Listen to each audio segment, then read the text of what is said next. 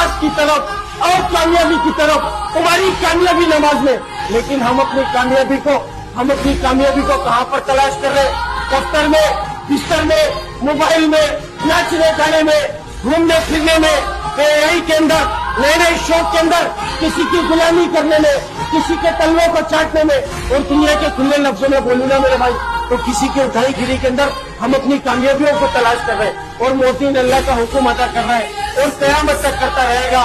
حی علی الصلاۃ، حی علی الفلاح، اور نماز کی طرف، اور کامیابی کی طرف. میرے بھائی، ہم سب کی 100% کامیابی صرف اور صرف نماز کے اندر اور اللہ کے حکم کے اندر اور نبی کے طریقوں کے اندر.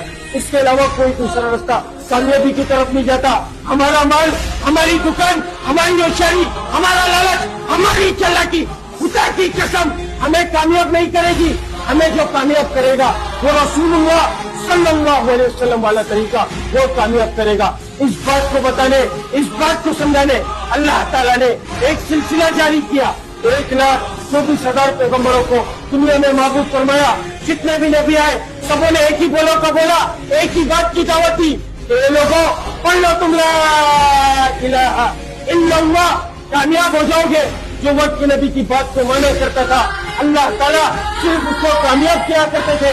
جو وقت کے نبی